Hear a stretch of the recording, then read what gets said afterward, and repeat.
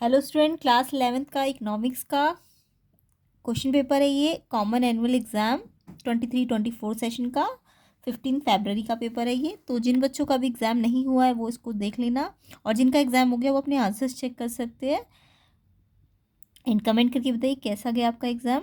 तो इसका हिंदी मीडियम भी है और इंग्लिश मीडियम भी है, तो मैं आंसर डिस्कस इंग्लिश मीडियम में कर देती हूँ। ठीक है, तो आप अपने मैच कर लेना आंसर्स को। एंड जिनका भी एग्ज़ाम नहीं हुआ है वो इसे अच्छी तरह से प्रैक्टिस कर लीजिए। बिल्कुल एज इट इज़ तो नहीं आएगा, बट इनसे रिलेटेड कॉन्सेप्ट आपके आ सकते हैं, तो इसे अच्छी तरह से कीजिएगा। चलिए क्वेश्चन 1 सेक्शन ए से स्टार्ट करते हैं, और अभी हम इसके सेक्शन ए और बी के MCQ पोर्शन को कवर करेंगे। उसके बाद नेक्स्ट पार्ट में इसका बचा हुआ कवर कर लेंगे। तो चलिए क्वेश्चन नंबर 1 को देखते हैं। विच of the following is an index number? इसमें से इंडेक्स नंबर कौन सा है, ठीक है, वो सेलेक्ट करना है आपको। तो ए ऑप्शन था index of industrial production, Sensex, inflation rate की ऑल ऑफ द अबव।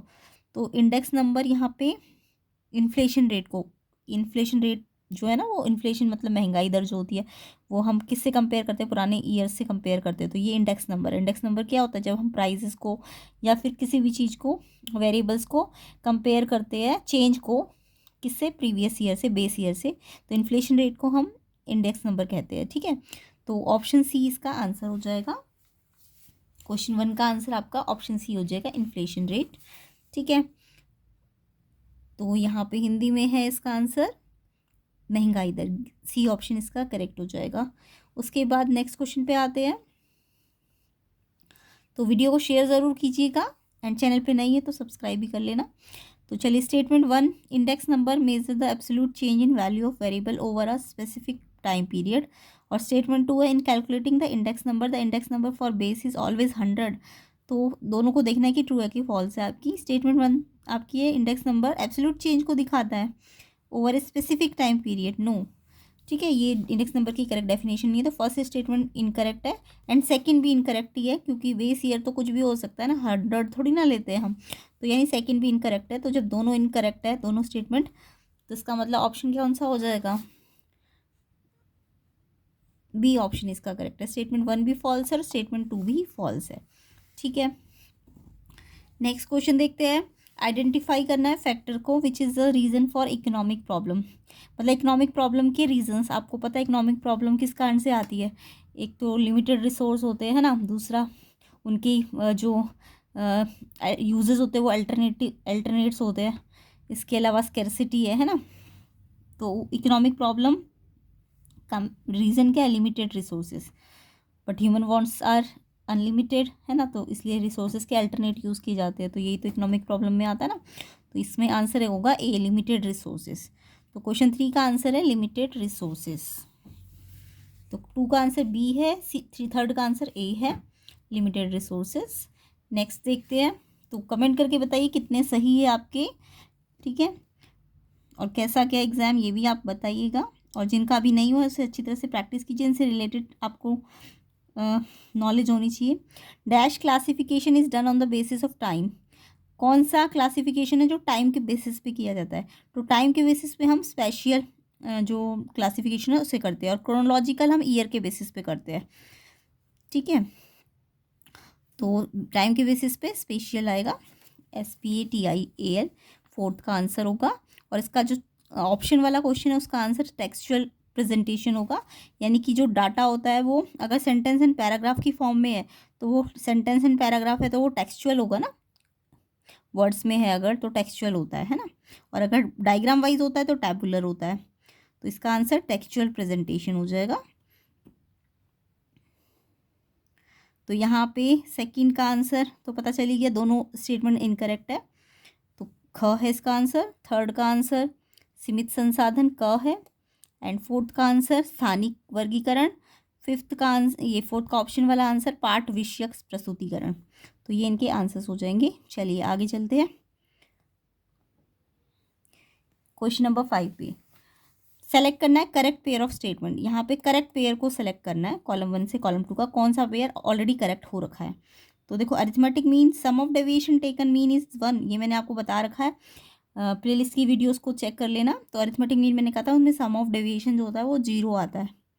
क्योंकि जितने पॉजिटिव डेविएशन आती है उतने ही नेगेटिव डेविएशंस आती है, इसलिए सम ऑफ जो डेविएशन होता है मीन से जब निकालते तो वो 1 नहीं होता, वो 0 होता है। तो ये तो गलत है, 1 नहीं होता। मॉड इंस्पेक्शन मेथड से किया जाता है, यस ये आपने पढ़ा होगा, मॉड का इंस्पेक्शन मेथड होता है, तो ये वाला पेयर सही बना हुआ है। वेटेड मीन इक्वल इंपॉर्टेंस है ऑल आइटम्स को, नो, अलग अलग वेट है तो अलग अलग वेट के हिसाब से अलग अलग इंपॉर्टेंस मिलती है ना, तो ये भी गलत है। स्कैटर डायग्राम मेथड कोरिलेशन का एक मेथड होता है जो ग्राफिकली शो करता है, जबकि यहाँ पे न्यूमेरिकली बोल दिया। अगर ग्राफिकल लिखा होता कोरिलेशन को ग्राफिकली दिखाना है तब तो ये ठीक था, बट अभी तो न्यूमेरिकल बोल दिया। न्यूमेरिकल मेथड तो कोरिलेशन के आपको पता होंगे, एक कार्ल पियर्सन होता है और एक आपका स्पीयरमैन रैंक कोरिलेशन होता है, तो ये भी गलत है, तो ये भी गलत है, ये भी गलत है, ये भी गलत है। बी ऑप्शन आपका ठीक है, मॉड इंस्पेक्शन मेथड है, तो यानी ये वाला जो बी वाला ऑप्शन, बी का सेकंड, यानी ये वाला ऑप्शन ठीक हो जाएगा। फिफ्थ का आंसर बी ऑप्शन हो जाएगा। तो फिफ्थ का आंसर मॉड इंस्पेक्शन मेथड से होता है, यस ये करेक्ट है, ये पेयर करेक्ट है, करेक्ट पूछा था आपसे, ठीक है, कभी कभी इनकरेक्ट भी पूछते हैं। नेक्स्ट क्वेश्चन नंबर 6 देखेंगे। तो वीडियो को शेयर ज़रूर करना, चैनल को सब्सक्राइब भी कर लेना एंड कमेंट करके मुझे बताइए कैसा गया एग्जाम और कितने अभी तक आपके ठीक है आंसर्स। स्टेटमेंट 1 देखिए, mod can be represented with the help of histogram. क्या मॉड को हम हिस्टोग्राम की हेल्प से करते हैं? यस, मैंने प्लेलिस्ट सेक्शन में जो वीडियोस बना रखी है उसको भी चेक कीजिए, मैंने मॉड के बारे में बताया था। मॉड को अगर ग्राफिकली दिखाना है तो हिस्टोग्राम की हेल्प से दिखाते हैं, तो मॉड को हम हिस्टोग्राम में दिखाते हैं। जो बॉक्स सबसे बड़ा बनता है ना वो मॉड होता है, ठीक है। मॉड में जो भी बॉक्स आपका, जैसे हिस्टोग्राम में आप क्या करते हो, रेक्टेंगुलर बॉक्सेस बनाते हो ना, मैंने आपको डिटेल में प्लेलिस्ट वीडियो में सिखा रखा है, कुछ चेक कर लेना प्लेलिस्ट सेक्शन को।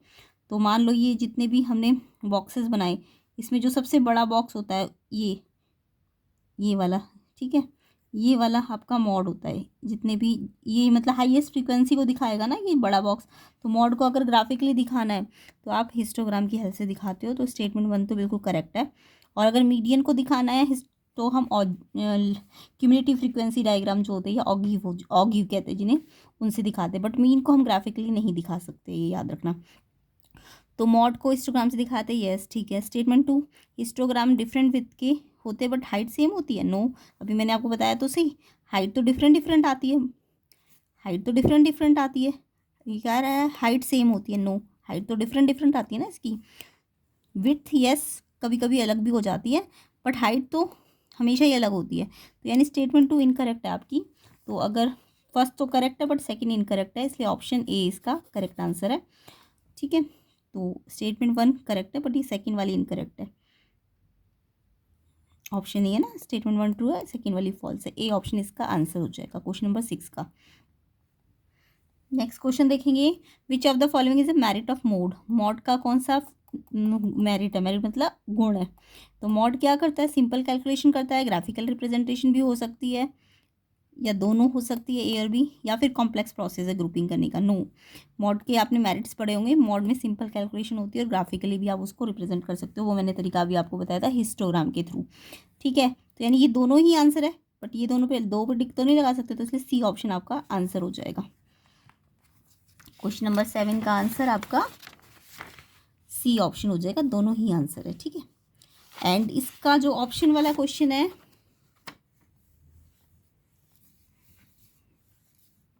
विच of the following can be use to present median graphically. ये तो अभी थोड़ी देर पहले ही बताया ना मैंने, मीडियन को ग्राफिकली किससे दिखाते हैं, जो क्यूमुलेटिव फ्रीक्वेंसी कर्व होते हैं जिनको ऑगिव कहते हैं आप, उसकी हेल्प से हम मीडियन को दिखाते हैं। हिस्टोग्राम से तो हम मॉड को दिखाते हैं। तो क्यूमुलेटिव फ्रीक्वेंसी कर्व में मैंने आपको पहले भी बता रखा है, जो ऑगिव होते हैं दो टाइप के होते हैं, एक लेस देन और एक मोर देन। लेस देन वाला नीचे से ऊपर जाता है और मोर देन वाला ऊपर से नीचे। तो जहाँ पे इंटरसेक्ट करते हैं ना, वहाँ पे आपका ये इस यहाँ पे जो एक्स एक्सिस पे मिलता है वो मीडियन मिलती है। तो जो इनका इंटरसेक्शन पॉइंट होता है लेस देन और मोर देन ऑगिव का, ऑगिव को क्यूमुलेटिव फ्रीक्वेंसी कर्व भी कहते हैं, तो उसकी हेल्प से हम मीडियन को शो करते हैं। तो ये इंटरसेक्टिंग पॉइंट ना, यहाँ पे नहीं होगा मीडियन, मीडियन ये जो एक्स एक्सिस पे मिलेगा ये पॉइंट, ये मीडियन होगा, ठीक है। तो इसका आंसर आपका डी ऑप्शन हो जाएगा, मीडियन को ग्राफिकली दिखाने का। क्वेश्चन नंबर 8 देखते हैं, एजर्शन है the value of Karl Pearson correlation coefficient two variables का एक्स एंड वाई का -1 होता है, हो सकता है, यस। कोरिलेशन आपको पता है ना, -1 से +1 तक होता है, ये इसकी रेंज होती है, -1 से +1। तो 0 भी कोरिलेशन हो सकता है, -1 भी हो सकता है, +1 भी हो सकता है, बट +2 या -2 नहीं हो सकता, यानी इस रेंज से बाहर नहीं जा सकता, इस रेंज के अंदर ही रहेगा, बट इससे बाहर नहीं जाएगा, तो यानी एजर्शन तो ठीक है ना। Second reason, both the variable change in the same proportion in opposite direction. तो -1 का मतलब क्या होता है, आपने पढ़ा होगा, -1 का मतलब जब एक तो बढ़ रहा हो और दूसरा नीचे जा रहा हो अपोजिट डायरेक्शन में, तभी तो -1 आता है। अगर सेम डायरेक्शन हो जाती है तो +1 हो जाता है, ठीक है। अगर सेम प्रोपोर्शन से और सेम डायरेक्शन होता है तो +1 होता है, बट जब सेम प्रोपोर्शन से बट अपोजिट डायरेक्शन में होता है तो -1 होता है। तो यहाँ पे तो अपोजिट डायरेक्शन बोला है ना, तो यस -1 ही होगा। तो यस, ये आपको रीज़न बिल्कुल ठीक भी है और एक्सप्लेन भी कर रहा है कि -1 क्यों आ रहा है, क्योंकि सेम प्रोपोर्शन में भी है और अपोजिट डायरेक्शन में भी है। तो यानी एजर्शन रीज़न दोनों सही है और रीज़न इस चीज़ को एक्सप्लेन भी कर रहा है। तो यस, ए ऑप्शन इसका आंसर हो जाएगा क्वेश्चन नंबर 8 का, ठीक है। तो सेम डायरेक्शन और सेम प्रोपोर्शन में हो तो +1 आता है, सेम प्रोपोर्शन हो बट अपोजिट डायरेक्शन हो तो कितना आता है, -1 आता है। Next question number 9, what is non valid regarding primary data. Primary data से रिलेटेड क्या वैलिड नहीं है, तो मैंने आपको पहले भी बता रखा था प्राइमरी और सेकेंडरी डाटा क्या होते हैं। प्राइमरी डाटा वो होते हैं जो आप डायरेक्ट कॉन्टैक्ट में जाके डायरेक्ट इन्वेस्टिगेट करके डाटा लेके आते हो, जो ओरिजिनल होते हैं, और सेकेंडरी जो किसी और के थ्रू लेके आते हो, है ना। तो दोनों में डिफरेंस आपको याद करना है। अगर किसी बच्चे में ये पेपर में नहीं आया तो आपके एग्जाम में आ सकता है ये क्वेश्चन, प्राइमरी डाटा क्या होते हैं, सेकेंडरी डाटा क्या होते हैं। तो इनमें पूछा है कौन सा प्राइमरी डाटा नहीं है, नॉट वाला पूछा है आपसे। तो इन्फॉर्मेशन कलेक्टेड डायरेक्टली, जब डायरेक्टली कलेक्ट करते हैं ये तो प्राइमरी डाटा है, ये तो है। High level accuracy, yes primary data, क्योंकि हम खुद कलेक्ट करने जा रहे हैं तो एक्यूरेसी भी होगी उसकी, इसके फ़ायदे ही है एक तरह से। तो प्राइमरी डाटा में ये वाला भी ठीक है, डायरेक्ट कलेक्ट होता है। हाई लेवल एक्यूरेसी होती है क्योंकि वो खुद आप जा रहे हो तो एक्यूरेसी होगी। सेव टाइम एंड मनी, क्या टाइम और सेव मनी सेव होगा, नो, ये तो इसका डीमेरिट होता है। अपने प्राइमरी डाटा के मेरिट पड़े कि उसकी एक्यूरेसी ज़्यादा है, बट वो ज़्यादा कॉस्टली होता है क्योंकि आप खुद जाके कलेक्ट करते हो ना इस डाटा को, तो इसलिए ये टाइम नहीं, मनी और टाइम बहुत ज़्यादा लगता है इसमें। तो ये इसका नहीं है प्राइमरी डाटा का रीज़न, तो यानी सी ऑप्शन आपका करेक्ट है। बाकी collected by enumerator, yes enumerator इसको कलेक्ट करता है तो ये भी ठीक है। तो ये तीनों तो प्राइमरी डाटा के ऊपर ही लाइन है, बट ये वाली लाइन उल्टा लिख दी इन्होंने, यहाँ पे टाइम ज़्यादा लगता है और मनी भी ज़्यादा लगती है। तो ये सी आपको बोला था नॉट वाला, तो सी आपका आंसर हो जाएगा, ठीक है। तो ये प्राइमरी डाटा का फीचर नहीं होता है, ये प्राइमरी डाटा तो कॉस्टली होता है। तो प्राइमरी डाटा को पढ़ के ज़रूर जाइए, ठीक है। तो यहाँ पे ध्यान रखना। नेक्स्ट क्वेश्चन देखिए, which of the following situation is suitable for use of weighted mean. जब वेटेड मीन निकालते हैं तो कौन सी सिचुएशन है जो सुटेबल होती है जब हम वेटेड मीन का यूज़ करते हैं। वेटेड मीन में सारे आइटम्स को इक्वल वेटेज देते हैं, नहीं, वेटेड मीन है तो वेट अलग अलग है तो उसके अकॉर्डिंग वेटेज मिल रही है ना। When items have different frequency, ये तब होता है जब आइटम की फ्रीक्वेंसी डिफरेंट होती है। या फिर when items are given weightage according to their relative importance, जब आइटम्स को वेटेज उनकी इंपॉर्टेंस के अकॉर्डिंग दी जाती है, या फिर इनमें से कोई भी नहीं है। तो ये वाला आपका ठीक है, यही यूज़ ऑफ वेटेड मीन है कि ये तब किया जाता है जब अलग अलग वेटेज दी जाती है डाटा को उनके इंपॉर्टेंस के बेसिस पे। तो सी ऑप्शन इसका ठीक है, ठीक है। तो क्वेश्चन नंबर 10 का आंसर सी ऑप्शन हो जाएगा। तो किस किस ने ये आंसर लिखे हैं कमेंट करके ज़रूर बताइए मुझे, ठीक है। तो हिंदी मीडियम वाला भी जल्दी से मैं डिस्कस कर लेती हूँ।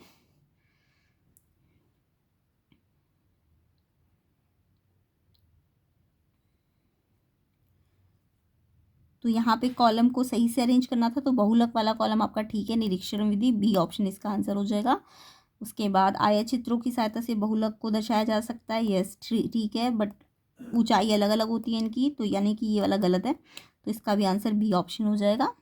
एंड बहुलक का गुण कौन सा है, सरल गणना भी कर सकता है और रेखा चित्रीय प्रदर्शन भी कर सकता है, ऑप्शन सी ठीक है इसका। और इसमें माध्यिका को किस आरेख द्वारा दर्शाया जाता है, संचय आवृत्ति वक्र से दर्शाया जाता है। इसमें अगर 2 चर XY के बीच में सहसंबंध गुणांक मूल्य -1 है, हो सकता है कब, जब विपरीत दिशा में समान अनुपात में हो। तो कारण भी ठीक है, दर्शन भी ठीक है, तो इसलिए ये का ऑप्शन इसका आंसर है। बाकी प्राथमिक आंकड़ों के बारे में क्या सत्य नहीं है, ये गलत लिखा हुआ है इन्होंने, समय और धन की बचत, क्योंकि यहाँ पे समय ज़्यादा लगता है, धन की बचत भी नहीं होती, कॉस्टली मैथ पड़ता है ये, ठीक है।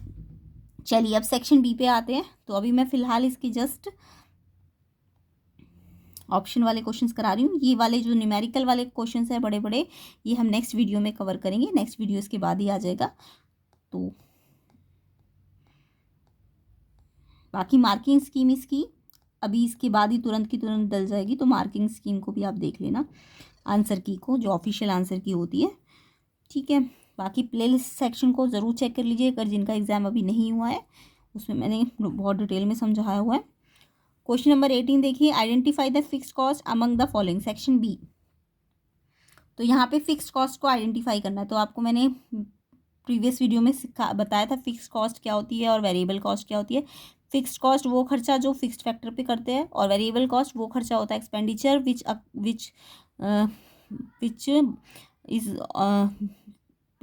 इज तो फिक्स्ड कॉस्ट मैंने आपको पहले भी बता रखा, fixed cost are expenditure on fixed factor and variable cost होती है एक्सपेंडिचर ऑन वेरिएबल फैक्टर्स, ठीक है। तो अब फिक्स्ड कॉस्ट तो कैसी होगी, जो आपको मतलब प्रोडक्शन हो भी ना तब भी ये करनी पड़ती है, इसलिए मैंने इसके कर्व भी आपको सिखाए थे। फिक्स्ड कॉस्ट का कर्व जो होता है वो कांस्टेंट होता है, यानी कि अगर 10 मतलब 0 प्रोडक्शन पे भी ये जितना है उतना लेंगे ही लेंगे, और जैसे जैसे प्रोडक्शन बढ़ेगा यूनिट वाइज, यहाँ पे आउटपुट होता है ना, यहाँ पे आउटपुट जैसे जैसे बढ़ेगा तब भी ये फिक्स्ड ही रहती है, ये फिक्स्ड कॉस्ट है टीएफसी का, ठीक है। बट वेरिएबल कॉस्ट का मैंने आपको कर्व सिखाया था कि वेरिएबल कॉस्ट स्टार्टिंग में 0 से स्टार्ट होती है, क्योंकि वेरिएबल कॉस्ट तो प्रोडक्शन पे डिपेंड करती है ना, प्रोडक्शन 0 है तो वो 0 होती है, फिर धीरे धीरे प्रोडक्शन बढ़ेगा तो ये धीरे धीरे इसका स्लोप बढ़ेगा, बट अभी भी स्लोप कम है और बाद में इसका स्लोप एकदम से बढ़ जाएगा, ये टीवीसी होती है। और टीएफसी जो टीवी और टीसी, टीएफसी और टीवीसी को जोड़ के टीसी बनती है। टीसी क्या होती है, इन दोनों का सम होती है। तो टीसी 0 से स्टार्ट नहीं होगी, वो टीएफसी से स्टार्ट होगी, क्योंकि टीएफसी स्टार्टिंग में था तो यहाँ से शुरू होकर बिल्कुल इसके पैरेलल चलती है, ये टीसी का कर्व होता है। तो ये तीनों कर्व आपको आने चाहिए। तो इनमें पूछा है कि कौन सा फिक्स्ड कॉस्ट आइडेंटिफाई करना है। तो आइडेंटिफाई देखो, रॉ मटेरियल परचेज करने में फिक्स्ड कॉस्ट लगेगी नहीं, रॉ मटेरियल तो हम आउटपुट प्रोडक्शन के हिसाब से खरीदते हैं ना, अगर कम है तो कम, ज़्यादा है तो ज़्यादा, तो रॉ मटेरियल की परचेज तो फिक्स्ड कॉस्ट नहीं है। ट्रांसपोर्टेशन में जो एक्सपेंडिचर आता है वो भी, ट्रांसपोर्टेशन भी आउटपुट पर डिपेंड करेगा आपका। डेली वेजेस वो भी आउटपुट पर डिपेंड करके लेबर को देनी है, तो लेबर तो कम या ज़्यादा होती है ना, वो तो वेरिएबल कॉस्ट है। Salary of permanent employees, 2 type के एम्प्लॉयज़ होते हैं, एक परमानेंट होते हैं और एक टेम्पररी होते हैं। परमानेंट तो जब आप प्रोडक्शन 0 भी हो तब भी आप रखते हो ना परमानेंट स्टाफ को, तो ये फिक्स्ड कॉस्ट है आपकी। तो salary of permanent employees, D option. Permanent अगर है या प्लांट एंड मशीनरी है तो वो तो आपको लगानी पड़ेगी ना, प्रोडक्शन चाहे हो या ना हो, तो ये फिक्स्ड कॉस्ट होती है। तो फिक्स्ड कॉस्ट और वेरिएबल कॉस्ट में डिफरेंस ज़रूर याद कर लेना, इंपॉर्टेंट होता है। तो इसका आंसर ऑप्शन डी हो जाएगा क्वेश्चन नंबर 18 का।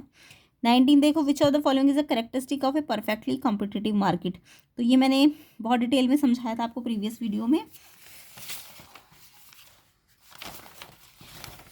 मैंने आपको प्रीवियस वीडियो में बताया था परफेक्ट कंपटीशन एक ऐसी मार्केट होती है, market form, large number of buyers होते हैं, सेलर भी बहुत सारे होते हैं, और वो होमोजीनियस प्रोडक्ट को सेल करते हैं, और प्राइस ना वो खुद डिसाइड नहीं करते, मार्केट फोर्सेस डिसाइड करते हैं, यानी इसलिए वो प्राइस टेकर होती है, क्योंकि प्राइस परफेक्ट कॉम्पिटिशन में प्राइस सेलर नहीं डिसाइड करता, वो मार्केट पे डिपेंड करता है। प्राइस डिसाइड कौन करता है, मार्केट फोर्सेस, तो इसलिए वो प्राइस टेकर है। जबकि मोनोपोली मैंने बताई थी प्राइस मेकर होता है, और यहाँ पे प्राइस कांस्टेंट होता है, इसलिए इसका प्राइस कर्व कांस्टेंट जाता है ऐसे करके, और प्राइस को ही एआर कहते हैं, ये आपको पहले भी बता रखा था, प्राइस एआर के इक्वल होता है, और एआर अगर सेम प्राइस एआर ही होता है, ये याद रखना, प्राइस हमेशा एआर के इक्वल होता है।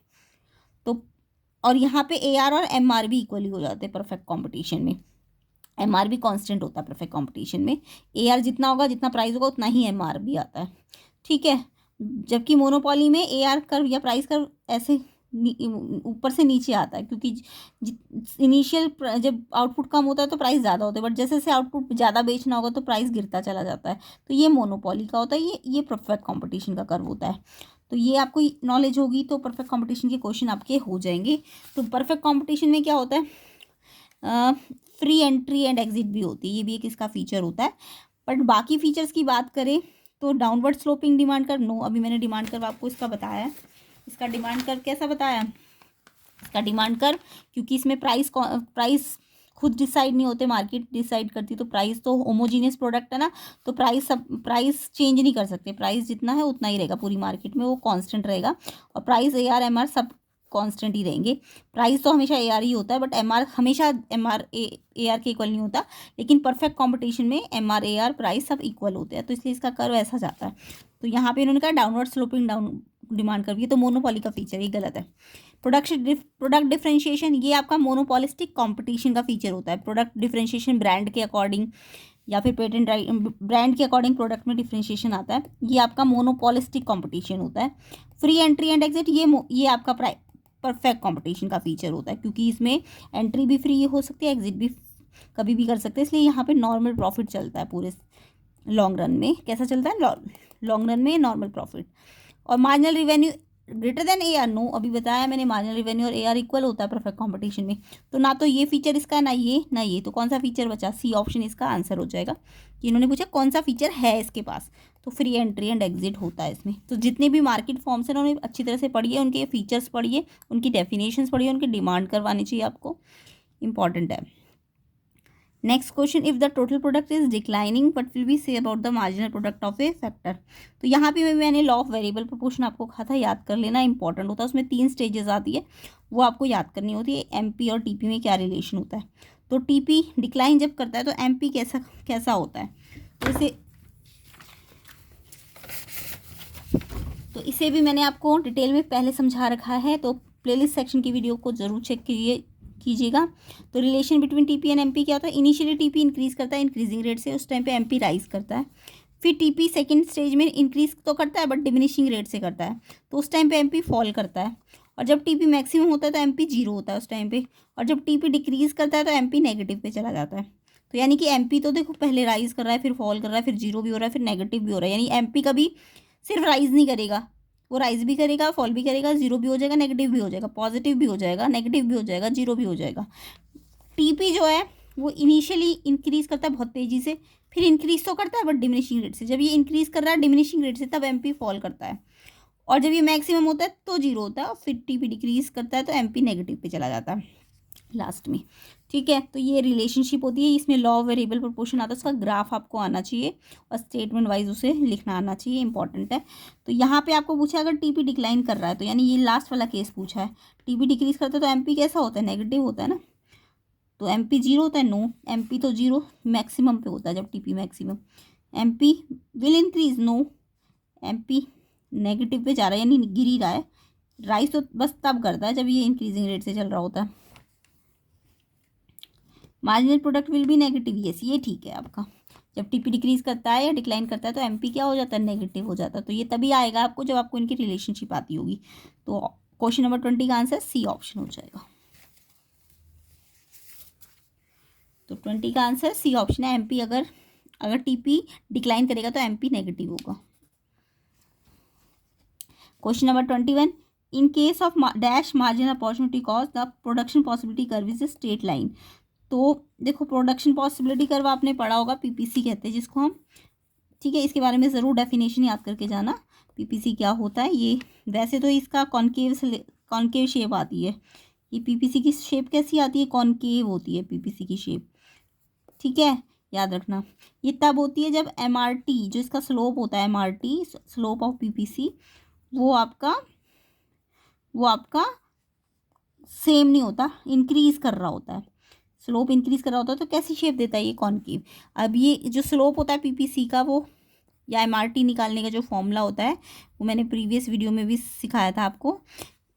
ये चेंज इन एक वाले में चेंज, दूसरे वाले में भी चेंज, बस ध्यान रखना ऊपर लॉस वाला चेंज लेना है और नीचे गेन वाला चेंज लेना है, ठीक है। लॉस कितना किया और गेन कितना किया, तो इस तरीके से निकाला जाता है। ये A में कितना लॉस हुआ, B में कितना गेन हुआ। तो अगर ये बढ़ रहा है तब तो ये कॉन्केव शेप आएगा, बट अगर ये कांस्टेंट है, कई बार MRT जो ये रेशो आता है ना, ये कांस्टेंट आ जाता है, हर बार सेम आता है हर जगह पे। तो जब ये कांस्टेंट आता है ना, तो उस टाइम पे PPC जो होता है वो स्ट्रेट लाइन हो जाता है। तो वैसे PPC कैसी शेप होती है? कॉन्केव शेप होती है, कब? जब ये बढ़ रहा होता है। बट अगर बाई चांस ये MRT कांस्टेंट हो गया, तो ये जो PPC होता है ना, ये स्ट्रेट लाइन कर्व बन जाता है। कैसा बनता है? फिर ये ऐसी शेप नहीं आती है, फिर ये स्ट्रेट लाइन आ जाती है, स्ट्रेट लाइन ऐसे आ जाती है। हमेशा ऊपर से नीचे ही आएगा, डाउनवर्ड आएगा, बट स्ट्रेट लाइन कब आती है? जब इस MRT कांस्टेंट होता है तो PPC स्ट्रेट लाइन होती है। और अगर MRT कांस्टेंट ना हो तो PPC कैसा होता है? कॉनकेव होता है, ये आप याद करना। तो अगर कांस्टेंट ना होता, बढ़ रहा होता तो कॉनकेव, बट अगर कांस्टेंट है MRT तो ये स्ट्रेट लाइन हो जाएगा। तो स्ट्रेट लाइन कब होता है ये, जब एम आर टी या M O C, M R T M O C same ही होता है, एम ओ सी, ठीक है, M O C M R T को ही कहते हैं। तो ये जब कांस्टेंट होता है तब क्या कर रहा होता है, production possibility curve straight line में आ रहा होता है, तो यहाँ पे कांस्टेंट आएगा, ठीक है। अदरवाइज ये कॉन्केव शेप का होता है। चॉइस वाला क्वेश्चन देखिए, dash economics is related to what ought to be, मतलब अगर सॉल्यूशन देखना है किसी भी प्रॉब्लम का, व्हाट ऑट टू बी, तो उसके लिए क्या करना चाहिए, ये कौन सी इकोनॉमिक्स में आता है, ये नॉर्मेटिव इकोनॉमिक्स होती है।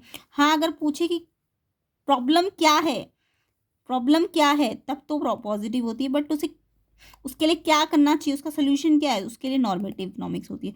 तो इसे भी आप याद करके जाइए, नॉर्मेटिव और पॉजिटिव इकोनॉमिक्स में क्या डिफरेंस होता है, इसको याद कर लेना। तो व्हाट ऑट टू बी का आंसर नॉर्मेटिव इकोनॉमिक्स हो जाएगा।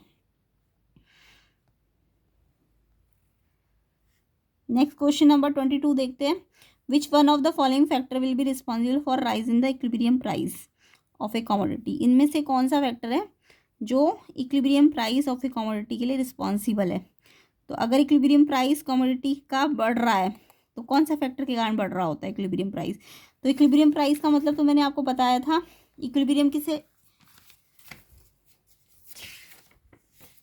इक्विलिब्रियम मैंने बताया था ऐसी सिचुएशन जहाँ पे मार्केट डिमांड मार्केट सप्लाई के बराबर हो जाए, ऐसी सिचुएशन को हम इक्विलिब्रियम कहते हैं। इसका ग्राफ भी बनवाया था मैंने। ये डिमांड कर्व होता है, मार्केट डिमांड ये है और मार्केट सप्लाई ये है, दोनों कहाँ पे इक्वल है, इस पॉइंट पे इक्वल है, तो ये इक्विलिब्रियम होता है, ठीक है। और यहाँ पे इस इक्विलिब्रियम पे जो प्राइस होता है, ये वाला प्राइस, ये इक्विलिब्रियम प्राइस होगा, और इस इक्विलिब्रियम पे जो क्वांटिटी होगी, इसको हम इस वाली क्वांटिटी को इक्विलिब्रियम क्वांटिटी कहते हैं, ठीक है।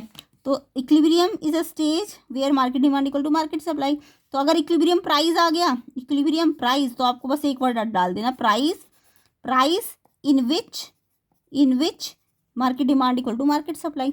तो प्राइस वो इक्विलिब्रियम प्राइस हो जाता है। तो इक्विलिब्रियम की तो आपको डेफिनेशन आती है ना, इक्विलिब्रियम इज अ सिचुएशन या स्टेज होती है जहाँ मार्केट डिमांड मार्केट सप्लाई के इक्वल होती है। और इक्विलिब्रियम प्राइस आ गया तो बोलो price in which market demand equal to market supply. अगर इक्विलिब्रियम क्वांटिटी आ गई तो आप लिखना quantity which market demand equal to market supply. तो बस एक वर्ड आ जाएगा एक्स्ट्रा, बाकी तो वही आ जाएगा, है ना।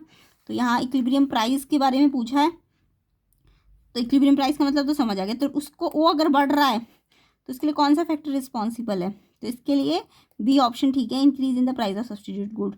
अगर सब्स्टिट्यूट गुड का प्राइस बढ़ा तो उससे क्या होगा, इक्विलिब्रियम प्राइस भी बढ़ जाता है, इसके लिए ये वाला फैक्टर रिस्पॉन्सिबल है। Next question, when is the total revenue curve an upward sloping straight line. तो टीआर कर्व कब स्ट्रेट लाइन आता है, तो यहाँ पे भी मैंने टीआर कर्व के बारे में आपको बताया था। तो क्वेश्चन 22 का आंसर बी ऑप्शन हो जाएगा। टीआर कर्व देखो, अभी थोड़ी देर पहले मैंने आपको बताया था, जो परफेक्ट मार्केट होती है, कंपटीशन होता है, वहाँ पे एमआर क्या होता है, कांस्टेंट, क्योंकि प्राइस कांस्टेंट होता है तो प्राइस कांस्टेंट है, तो एआर तो प्राइस ही होता है, और यहाँ एमआर भी कांस्टेंट होता है। तो जब एमआर कांस्टेंट होता है ना, तो टीआर हमेशा स्ट्रेट लाइन आती है। कैसी आती है, स्ट्रेट लाइन, यानी कि ये तब कॉन्स्टेंटली बढ़ रहा होता है। तो ये ध्यान रखना, परफेक्ट कॉम्पिटिशन के ये दो ग्राफ बनते हैं, एमआर का ग्राफ ये होता है और टीआर का ग्राफ ये होता है। तो यहाँ पे टीआर का भी स्ट्रेट लाइन आएगा जब एमआर क्या होता है, कांस्टेंट होता है। अगर एमआर कांस्टेंट नहीं है तो फिर ये स्ट्रेट लाइन ग्राफ नहीं आएगा, ठीक है। तो यहाँ पे ग्राफ भी आपको आनी चाहिए। तो कब टीआर स्ट्रेट लाइन बनता है, जब एमआर जो मार्जिनल रेवेन्यू होता है वो कांस्टेंट होता है। नेक्स्ट क्वेश्चन नंबर 24 देखिए, read the following statement carefully. Statement 1 है, in case of contraction in demand the price of A commodity fall. अगर डिमांड में कॉन्ट्रैक्शन हो रहा है तो प्राइस ऑफ कमोडिटी फॉल होती है। तो यहाँ पे अगर हम इसका कर्व बना के देखें तो देखो, डिमांड कर्व तो हर एक को बनाना आता होगा। पहले ओरिजिनल प्राइस पी था, ओरिजिनल क्वांटिटी क्यों थी, क्योंकि प्राइस कम होता है तो क्वांटिटी ज़्यादा होती है, तो सबको पता है ना, लॉ ऑफ डिमांड क्या है, प्राइस ज़्यादा तो डिमांड कम, और प्राइस कम तो डिमांड ज़्यादा, है ना। तो प्राइस नीचे था तो डिमांड इसकी ज़्यादा हो रही थी, बट जैसे ही प्राइस बढ़ता है तो जो क्वांटिटी होती है ये इतनी, यहाँ ओ क्यू की बजाय ओ क्यू वन पे आ जाएगी। तो प्राइस बढ़ने से प्राइस ओ पी वन होगा। जब प्राइस ओ पी वन हो जाएगा तो क्वांटिटी क्या हो जाएगी, ओ क्यू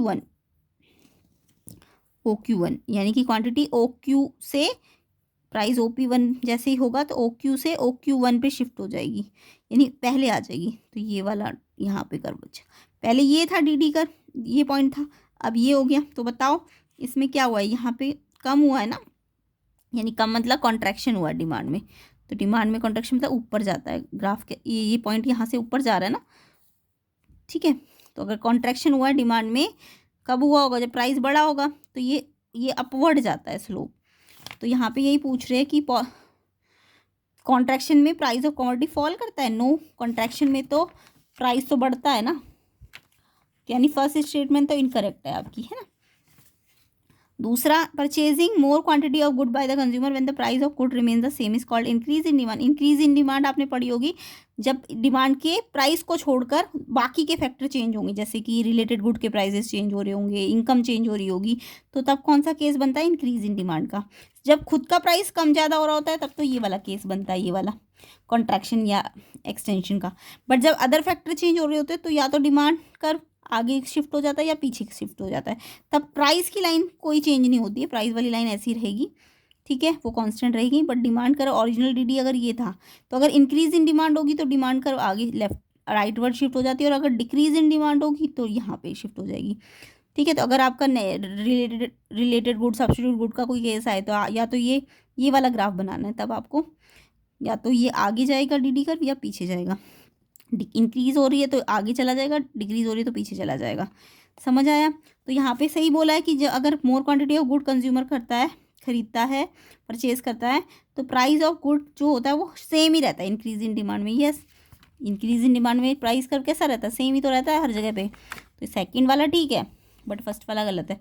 तो बी ऑप्शन इसलिए इसका आंसर है क्वेश्चन नंबर 24 का, फर्स्ट गलत है, सेकंड सही है। फर्स्ट गलत है, सेकंड सही है, इसलिए बी ऑप्शन है इसका answer.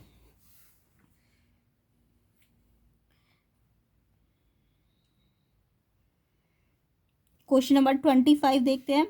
What effect will an increase in the price of raw material have on supply of commodity. तो सप्लाई के फैक्टर अगर आपने पढ़ रखे होंगे तो वहाँ से आपको समझ आ जाएगा कि जब आप रॉ मटेरियल की प्राइस को इंक्रीज करते हो तो सप्लाई पे क्या इफेक्ट पड़ता है। सप्लाई के फैक्टर्स आपने पढ़े होंगे ना, सप्लाई के कुछ फैक्टर्स होते हैं, उसमें से रॉ मटेरियल की परचेज अगर कर रहे हो, यानी इनपुट खरीद रहे हो, रॉ मटेरियल का मतलब इनपुट होता है ना, अगर इनपुट का रेट या फैक्टर ऑफ प्रोडक्शन का रेट बढ़ेगा, फैक्टर ऑफ प्रोडक्शन बढ़ रहे हैं तो प्राइस बढ़ रहा है ना उनका फैक्टर ऑफ प्रोडक्शन का, तो कॉस्ट जो उनको बनाने की कॉस्ट होती है वो ज़्यादा लगेगी, और ज़्यादा लगेगी तो प्रॉफिट कम आएगा, क्योंकि जब कॉस्ट ज़्यादा हो और सेलिंग प्राइस कम हो तो प्रॉफिट कम हो जाता है ना, और प्रॉफिट ही नहीं होगा तो सप्लाई भी कमी हो जाएगी, है ना। तो ऐसे समझो, जैसे ही फैक्टर ऑफ प्रोडक्शन का प्राइस बढ़ेगा, कॉस्ट ऑफ प्रोडक्शन बढ़ेगी, कॉस्ट बनाने की खर्चा ज़्यादा होगा, प्रॉफिट कम होगा, सप्लाई कम हो जाती है, तो सप्लाई क्या हो जाएगी, कम हो जाएगी। ए ऑप्शन है इसका आंसर क्वेश्चन नंबर 25 का।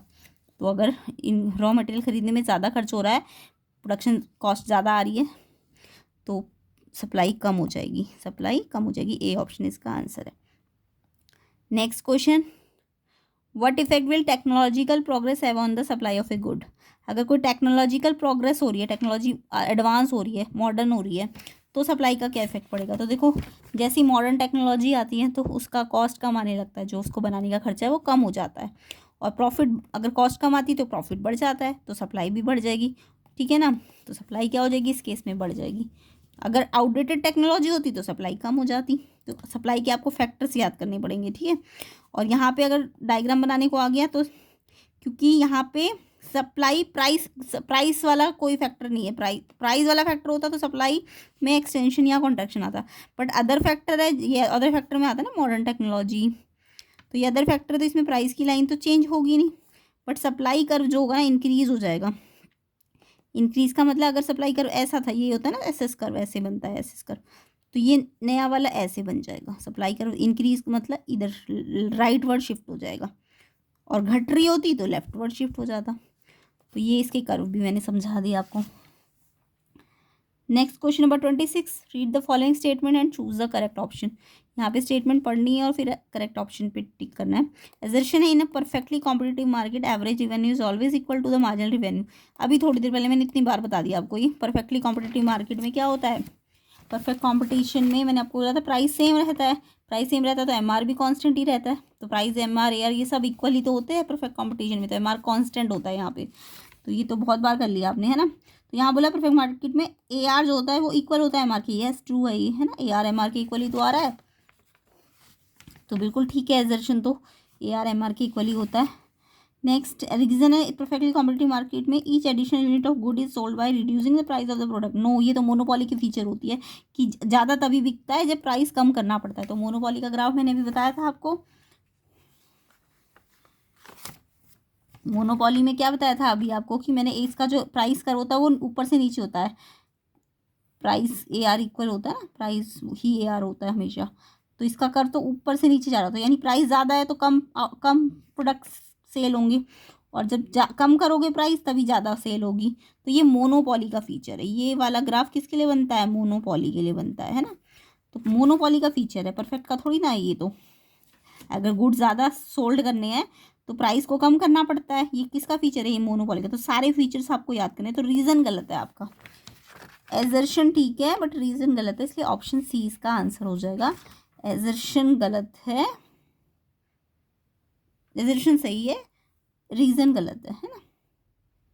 तो सी ऑप्शन होता है इसका आंसर। नेक्स्ट देखिए, which of the following is true for market equilibrium. इनमें से कौन सा मार्केट इक्विलिब्रियम के लिए ट्रू? अभी तो थोड़ी देर पहले बताया था मैंने, मार्केट इक्विलिब्रियम किस सिचुएशन को कहते हैं? मार्केट इक्विलिब्रियम में कब आता है मार्केट इक्विलिब्रियम? अभी बताया था आपको, मार्केट डिमांड किसकी इक्वल हो जाती है? मार्केट सप्लाई के। तो मार्केट डिमांड इक्वल होनी चाहिए मार्केट सप्लाई के। और ये मैंने करो सिखा दिया, ये डिमांड होता है, ये सप्लाई होता है, यहाँ पे इक्वल आ रहा है, तो ये इक्विलिब्रियम है। तो मार्केट इक्विलिब्रियम में क्या होगा? Market demand is equal to market supply. B option इसका आंसर हो जाएगा। क्वेश्चन नंबर 26 का आंसर, 27 का आंसर बी ऑप्शन हो जाएगा। मार्केट डिमांड इक्वल टू क्या होना चाहिए? मार्केट सप्लाई होना चाहिए। इंपॉर्टेंट क्वेश्चन है ये, अच्छी तरह से कर लेना। इसके बाद यहाँ पे आपको क्या बनाना था? Shape of production possibility curve बनानी थी। तो देखो शेप कैसे, ये पीपीसी आपको बनाना आना चाहिए। इसको मैं समझा देती हूँ कैसे बनता है, इंपॉर्टेंट है ये क्वेश्चन, इसको अच्छी तरह से करके जाना, पीपीसी कैसे बनाया जाता है। तो नेक्स्ट पार्ट में मैं ये मार्किंग स्कीम भी डाल दूंगी आंसर की, क्लास 11th की, तो उसे आप चेक कर लेना। अभी फ़िलहाल मैं पीपीसी बनाना सिखा देती हूँ कैसे बनता है पीपीसी। बाकी ये सेंट्रल एंगल तो निकालने आते हैं ना सबको, जो भी नंबर होता है उसको टोटल से इंटू करके इंटू 360 सेंट्रल एंगल निकालने होते हैं, ये आप कर लेना। ये आपका मीन वाला क्वेश्चन है।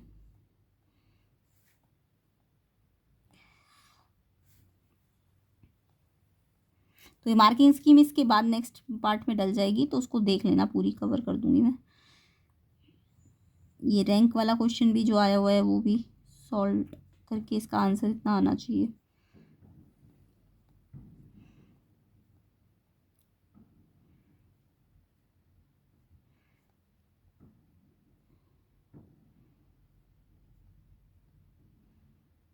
हाँ ये रहा पीपीसी। देखो पीपीसी में हम क्या निकालते हैं? ये इसको एमओसी कहते हैं, एमआरटी या एमओसी। तो ये कैसे निकलती है? देखो एक्स में तो देखो एक्स बढ़ रहा है ना, और वाई जो हो रहा है घट रहा है ना, एक के बढ़ने से दूसरी चीज़ घटती है, ये याद रखना। तो हम जो एमओसी मैंने थोड़ी देर पहले बताया था, लॉस को ऊपर लेते हैं, गेन को नीचे लेते हैं, लॉस को ऊपर गेन को नीचे। तो ऊपर वाले में तो कुछ लॉस और गेन हुआ नहीं है, तो उसमें तो हम डैश करके ऐसे ही छोड़ देते हैं, बट नीचे वाले में निकालेंगे। देखो तो लॉस किस में हो रहा है? लॉस देखो इसमें हो रहा है कि इसमें हो रहा है? कम तो ये हो रहा है ना, ये लॉस हो रहा है, तो लॉस को ऊपर रखना, और गेन एक्स में हो रहा है ना, तो एक्स के गेन को नीचे रखना। तो अब बताओ, लॉस को ऊपर रखूँ तो इसमें से इसको माइनस करके कितना आएगा? 1 आएगा, तो 1 ऊपर रखा, और इसको इसमें गेन कितना हो रहा है? इसमें गेन 1 हो रहा है, तो इसका एमओसी या एमआरटी कितना आ जाएगा? 1 आ जाएगा। तो जब भी पीपीसी की बात करें तो आपको एमआरटी निकालनी होती है, इसको हिंदी में सीमांत अवसर लागत कहते हैं। तो एमओसी एमआरटी, तो ये 1 आ गया है ना। ऐसे ही फिर इधर वाले, अब इधर वाला निकालना है, तो इसमें कितना लॉस हुआ? 14 से 12, यानी 2 का लॉस हुआ, 2 ऊपर, और गेन कितना हुआ? 1 का। तो अगर आप ना ये ध्यान नहीं रखोगे ना, को इसको ऊपर लिख दोगे, इसके चेंज को और इसके चेंज को, तो गलत हो जाएगा। ऊपर लॉस लिखना चाहिए, नीचे गेन। तो लॉस तो इनमें हो रहा है ना, तो इसलिए वाई को ऊपर रखना है, जिसमें भी लॉस हो रहा हो उसको ऊपर रखना है, और जिसमें गेन हो रहा हो उसे नीचे रखना है। तो इसमें कितना लॉस हुआ? इधर वाला निकालना है, तो इसमें कितना लॉस हुआ? 2 का, और गेन कितने का हुआ? 1 का, तो ये 2 आ जाएगा। ऐसे इसमें देखो, इसमें लॉस कितना हुआ? 3 का ऊपर, और गेन कितना हो रहा है? 1 का, तो 3 आ जाएगा इसको सॉल्व करके। इसमें लॉस कितना हो रहा है? 4 का, 9 से 5 यानी 4 का लॉस हुआ ऊपर, और गेन कितना हुआ? 1। तो इस तरीके से ये एमओसी देखो अलग अलग आ रहा है ना। अभी थोड़ी देर पहले मैंने एक क्वेश्चन बताया था, या तो एमओसी अलग बढ़ता है या एमओसी सेम आता है, कांस्टेंट आता है। तो 2 केस मैंने आपको बताए थे। मैंने आपको बताया था कि जो MOC या MRT होता है, ये निकालना तो समझ आ गया ना कैसे निकलता है। तो अगर ये कांस्टेंट आ रहा होगा, यानी अगर ये हर बार सेम आ रहा होता, हर बार दो दो दो ही आ रहा होता, तब तो ये तब आपका MRT कांस्टेंट होता, तो PPC कैसा आता, स्ट्रेट लाइन आ जाता।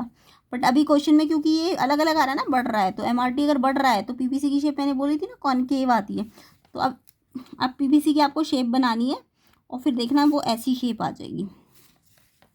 ठीक है, तो यहाँ पे कुछ नहीं है, जीरो मैथमेटिक्स करनी आती है ना, ये वाला जो है इसको यहाँ ले लेना, जीरो, एक को यहाँ ले लेना, 1 2 3 4 5, है ना। और ये जो वाई वाला है, एक एक को चाहे आप यहाँ लो चाहे यहाँ लो, कहीं भी ले लो। एक्स को मैं यहाँ ले लेती हूँ, जीरो यहाँ आ जाएगा, 1 यहाँ आ जाएगा, 2 यहाँ आ जाएगा, 3 यहाँ आ जाएगा, 4 यहाँ आ जाएगा, 5। और ये जो वाई है ये कितना है, 15 से 5, तो कितने कितने का गैप ले ले, 5 5 का गैप ले ले, नहीं ज़्यादा हो जाएगा, 14 तक जाना है ना, 2 2 का गैप ले लेना, 2 4 6 8 ऐसे करके आप ले लोगे। तो पहले जीरो वाले पे कितना है, 15, जीरो पे 15, यानी 15 कहीं ऊपर होगा, यहाँ पे पॉइंट लग जाएगा। ठीक है, उसके बाद 1 पे 14, 1 ये रहा, 1 पे 14 थोड़ा सा, ये अगर 14 1, अगर ये 15 था तो 14 थोड़ा सा इसके नीचे होगा, तो 1 पे कितने का पॉइंट लग जाएगा, 14 का। 2 पे कितने का पॉइंट लग जाएगा, 12 का, 12 थोड़ा और नीचे आ जाएगा।